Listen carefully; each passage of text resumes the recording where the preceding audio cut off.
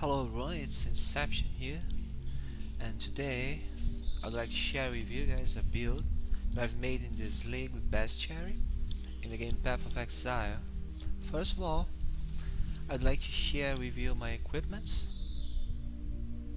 I'm using two daggers, these shaper daggers.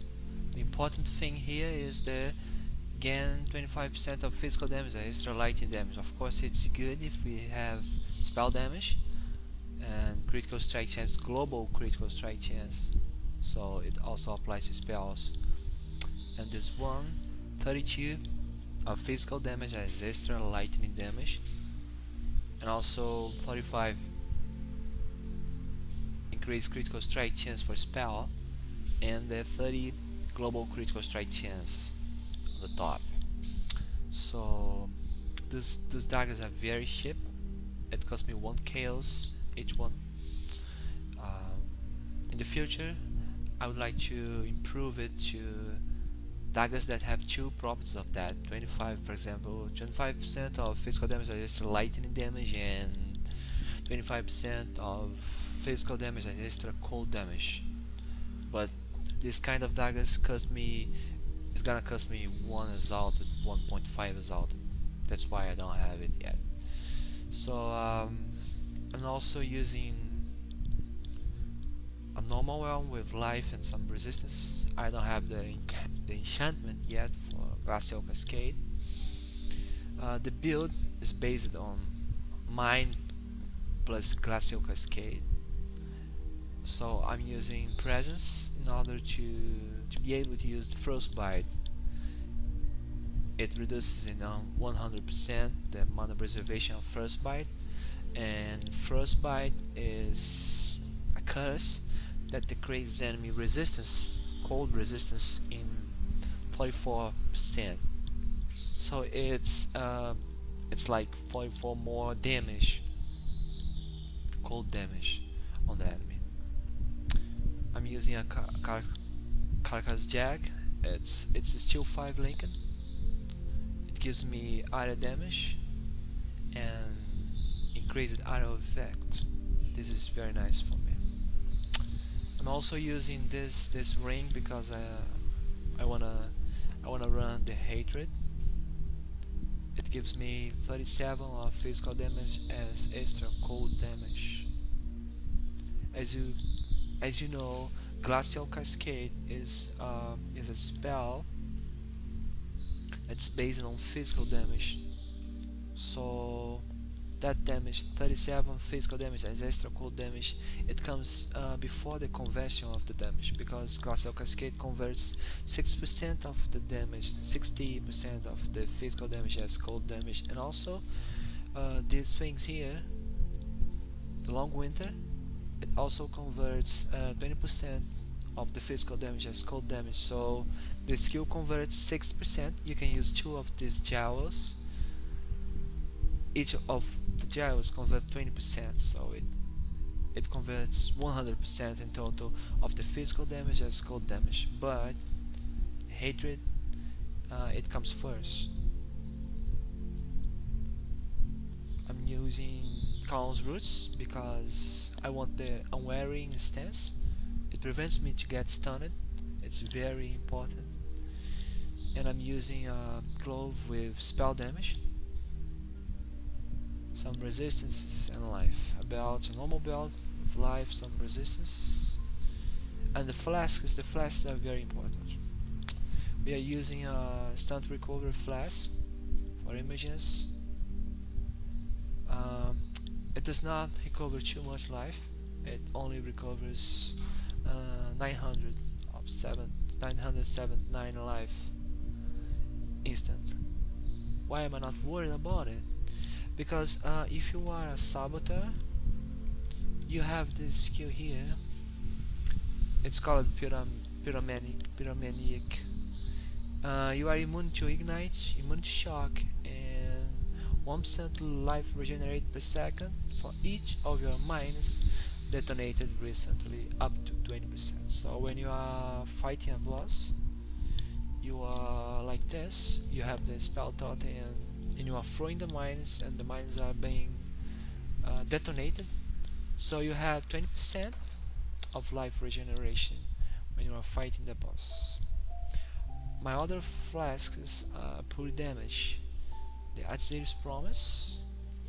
It's very good in this build because you have 20% of physical damage as extra cause damage and 12 of elemental damage as extra cause damage. So uh, when you use that flask, 20% of your physical damage that is not converted yet is gonna be uh, as extra cause damage, and it also applies again 12% of your elemental damage that is converted to cold as extra cause damage. So it's one of the best flasks of this build. I'm using Taste of Hate. It also converts physical damage, not convert, but it gives me 17% of physical damage as extra cold damage. So the build is based on extra damage, as you can see, and it also gives me some mitigation of damage, 20% of physical damage from hits taken as cold damage. So it's a mitigation damage. um, I'm using this one. It gives me 30 increased damage, but it also gives me consecrated ground. Consecrated ground is more 6% of life regeneration. I've added immunity curse, so we have 20% from here, and also more 6% for this flask when we are fighting bosses. And this one that gives me evasion hating. It creates a small cloud on use and also gives me Unholy Might. Unholy Might is something that um, it takes 30% of my physical damage and gives me as extra chaos damage. That's a lot. It's like 30 more damage as chaos. It also gives me immunity ignite and removes burning for me. So the flasks are very important in this build. I have this one. If I'm running a map that there's no region, I'm gonna use this one. When I use the flask, my skills will not have any mana cost. This is very good on maps that there is no region. This is my skill tree. I would like to talk about the start of my skill tree. I got these things here. As you can see, it increases global physical damage and chaos damage. I could get these things. Since I have 100% of elemental damage, I convert 100% of my physical damage to cold damage. So I could get these ones. But in the softer path of building, I realized that if I get these ones because of the Aziri's Promise and the Sin's Breath that gives me extra chaos damage, these nodes here are better because it also gives me chaos damage, and these things only gives me elemental damage. So I started through here. I'm working on critical chance, as you can see. I have critical chance for spells here, and I try to get all the nodes from mines. I don't need these ones because it does not increase the area damage. Just increase the area effect. It's not what I'm looking for. I got these ones that are very good. This one that gives me one additional remote mine, and this thing here is very nice because detonating mines is instant. This is when you throw a mine and you need to press the D. If it's instant, your character can detonate it while walking, as you can see. I can detonate the mine while walking. If you don't have this skill, your character is gonna stop like a stun. So you wanna get this skill as fast as you can because you wanna detonate the mine this time. We had to work on some mana. and mana regeneration, because that character eats a lot of mana. As you can see, it eats a lot of mana. I have 1000 mana. I have a lot of mana regeneration, but this character eats a lot of mana. Mana regenerated per second 82.2, and I have the mana cost of 85, so I'm almost there. I got mana regeneration here. I got mana regeneration here. I also have some mana on the items, and I'm using hatred, as I said, frostbite, and some clarity to have some mana regeneration. The setup of the main skill is remote mine, concentrate effect. I'm still leveling up to level 20. My Glacial Cascade is not level 21. I gotta get one. Mine field support and trap and mine damage support. This is my equipment. This is the setup. I also would like to show you some of the DPS.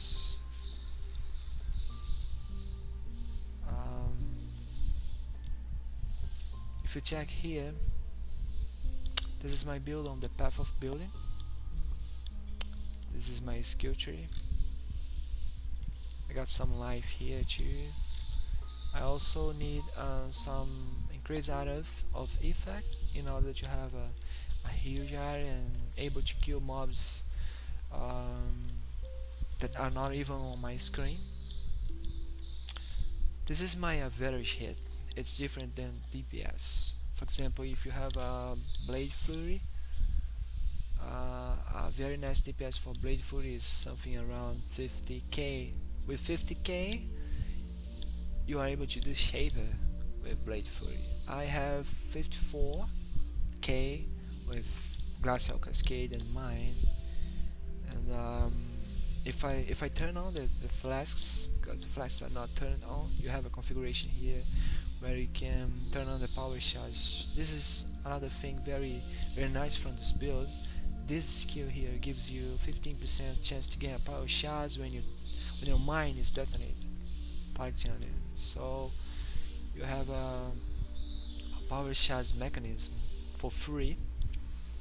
So if you turn on things here like power charge and the flasks at city, taste of hate, the 30% of increased damage, and the sincere buff, you have 81,000 of evaded, 81,000 of average damage on the boss. This is a very nice damage considering I'm not using a 6 link yet, because as you can see I only have 32 critical chance with 292 critical multiplier. So just to show you, if I switch to 6 link right here, if I add the increased critical strike chance here, it's gonna switch to 100k average damage. This is a lot of damage. This is a very nice DPS. I have 5.5k of life. This is not bad, it's okay. I'm playing with 186% of increased life from the tree, from the skill tree. Build is working very fine. I'm having a great time with this build, and it's a very nice build to start because it's cheap. As I said, I can also increase my daggers, so this damage can be 5% more, 50% more. I'm sorry, because if I add 2 more daggers with 30% extra physical damage, it's gonna jump to 140k of average hits. This is a very nice DPS. I'm gonna leave you guys with some videos that I've made killing some bosses, just for you to have an idea of what this build is capable to be done. Thanks for watching the video.